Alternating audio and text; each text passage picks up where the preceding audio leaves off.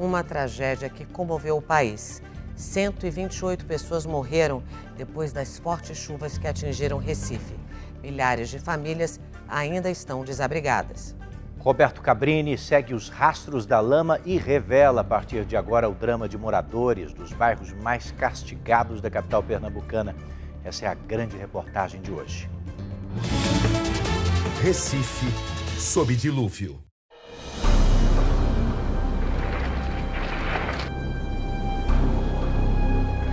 Ai, meu Deus! Ai, meu Deus! Ai, Giza!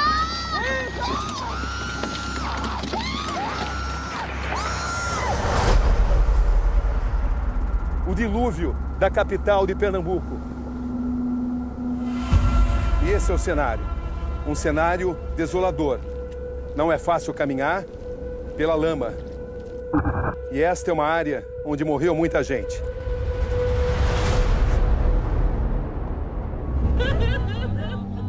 A dor deles é a dor de todo um país que não conseguiu evitar esse tipo de tragédia. O que falar para pessoas assim, que perderam seus entes queridos?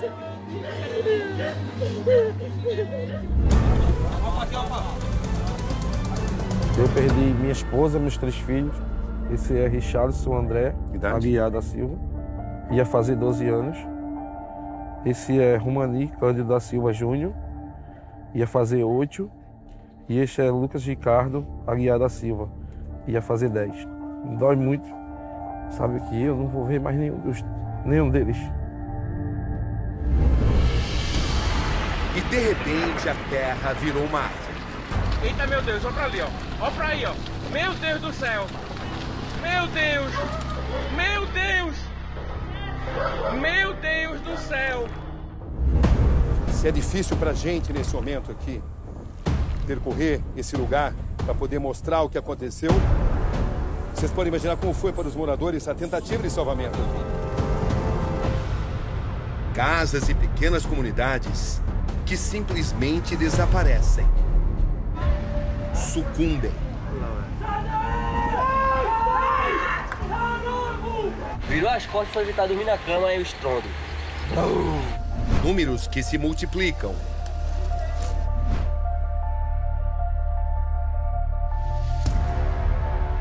E ganham rostos.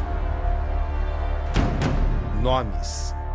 Wanda, Zito, Thaís Regina, que ficou ali 4 dias praticamente soterradas. Andresa, as 3 crianças. Na trilha do Jardim Monte Verde. Vejam só a dificuldade que é para escalar esse morro aqui. Até porque essa escada também sofreu ação do deslizamento. Então tudo aqui é difícil. As várias faces dos acontecimentos. Das vítimas. Quando eu cheguei aqui, só vi o piso da casa, aí foi onde eu me desesperei. Aos governantes. 128 mortos, mais de 9.000 desabrigados. Até que ponto o governo estadual fez aquilo que podia para evitar essa tragédia? Todos os entes públicos têm responsabilidade numa tragédia como essa. Uma história que tem que ser contada. E é justamente o que fizemos. A fundo.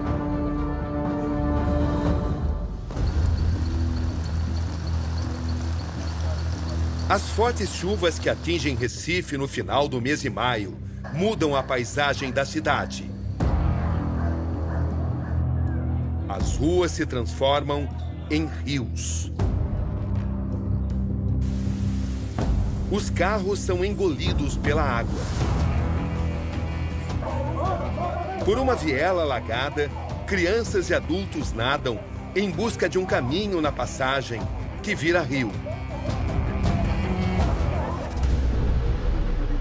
Às margens do rio Capiberibe, que corta toda a cidade do Recife, algumas casas não resistem à força das águas. Meu Deus do céu! Vida! Um dos bairros mais atingidos é o Jardim Monte Verde. É possível ver com clareza o rastro deixado pelo dilúvio. Não é fácil caminhar pela lama, o acúmulo de lama. E esta é uma área onde morreu muita gente. Só aqui, pelo menos 17 pessoas perderam a vida. Vejam só, as casas estavam naquele morro e aqui para pisar precisa ter muito cuidado porque afunda. As casas estavam naquele morro e foram totalmente elevadas pela enxurrada. E elas caíram aqui nesse setor. Vamos tentar nos locomover. É sempre difícil. Famílias inteiras perderam a vida. Vejam só, 6 casas que estavam aqui foram levadas pelas águas. Vejam só o que sobrou dessas casas. Rumani quase se tornou mais uma vítima da tragédia. Assustada com a força da chuva, a família saiu de casa. Ele ficou para trás, enquanto se vestia. Quando eu botei a bermuda, eu escutei o estralo da barreira. Foi quando eu corri para a cozinha, para a porta da cozinha. Só que quando eu ia saindo, a geladeira virou por cima da porta e eu fiquei preso. A mulher e os 3 filhos, que tinham ido em busca de um abrigo mais seguro, acabaram engolidos pela lama. Que tipo de homenagem você gostaria de fazer para sua família? Essa aqui é a sua família? É, são meus 3 filhos. Todos eles se perderam? Foi. Todos eles morreram? Uhum. Você pode apresentá-los para mim? Esse é Richarlison André Aguiar da Silva, ia fazer 12 anos.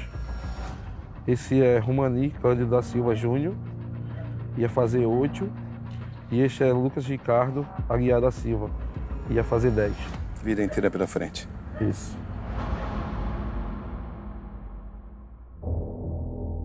É. Andresa Carla Nascimento Aguiar. Sua esposa. Minha esposa. Fale sobre ela para mim. Ela é uma pessoa boa, prestativa, alegre, divertida. Uma família feliz? Era. Muito. E agora não tem mais ninguém. Tô só. E me dói muito. Sabe que eu não vou ver mais nenhum deles. No caminho devastado pela lama, encontra uma mulher chorando. Uma cena que comove.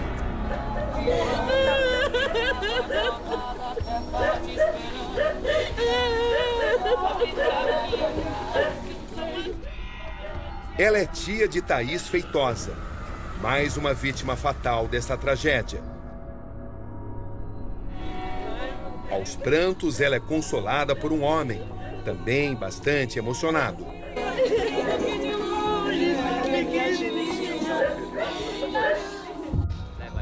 É Reginaldo Ramos, pai da engenheira civil de 31 anos. Quem é essa moça? É aqui, o pai dela. Minha filha. Sua filha? Onde ela estava? Ela estava na minha casa. Foi ele que a gente conseguiu tirar com vida ainda. Sei. O senhor estava junto com a sua filha? Estava junto eu, minha esposa e minha filha. Enquanto relembra da filha, o pai escuta uma música, justamente a preferida dela. É uma forma que ele encontra de tentar amenizar a perda.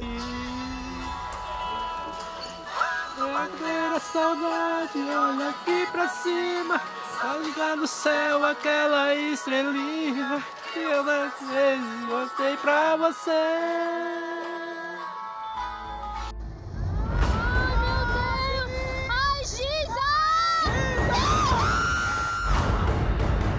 Esta é uma área também muito atingida. Estamos nos pés do Morro do Cuscuz, do Jardim Monte Verde. Só aqui, onde eu estou, morreram 7 pessoas. Aqui, de onde eu estou falando, havia 2 casas. Vejam só o cenário. Não dá para se perceber praticamente que havia aqui 2 casas. Tamanha é a destruição. Uma terceira casa deslizou lá de cima. É um cenário devastador.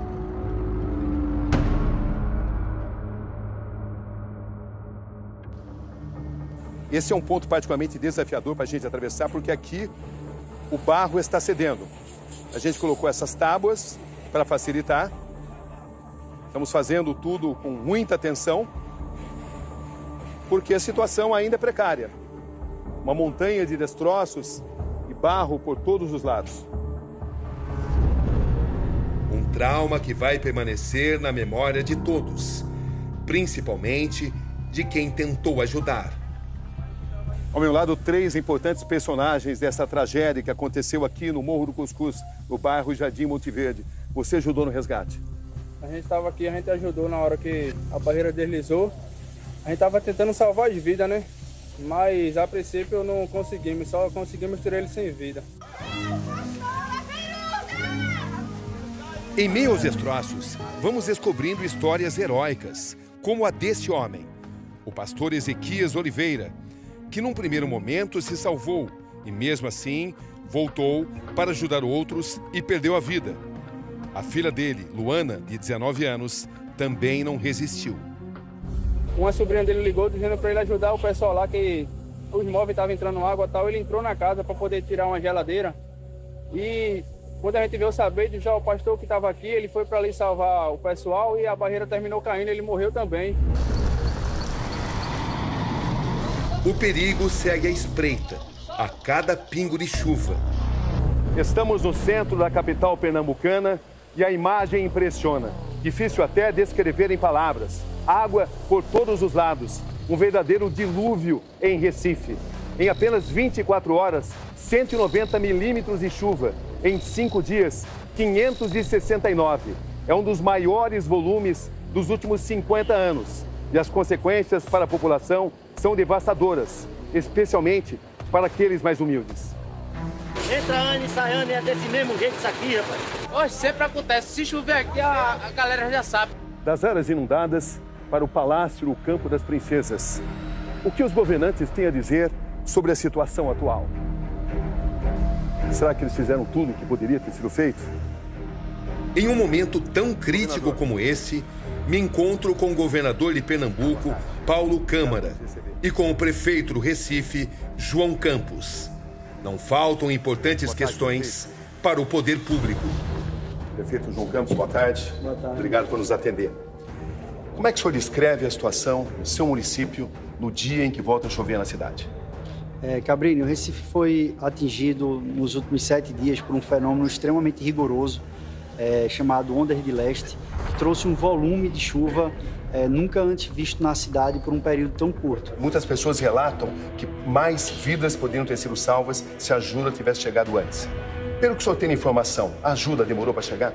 O que ocorreu no dia da sexta para o sábado é que a chuva não parou. Então, houve uma dificuldade relatada em parte da cidade que as pessoas não conseguiam se deslocar. Então, o efetivo do bombeiro saía para se deslocar a um local e encontrava a área completamente alagada, não conseguia passar. O senhor, por exemplo, esteve no bairro Jardim Monte Verde, onde a situação é caótica. Nós atuamos muito, fizemos muitas reportagens nesse local e os moradores têm a impressão de que se outros muros de arrimo tivessem sido construídos, se proteções tivessem sido edificadas, menos pessoas teriam morrido.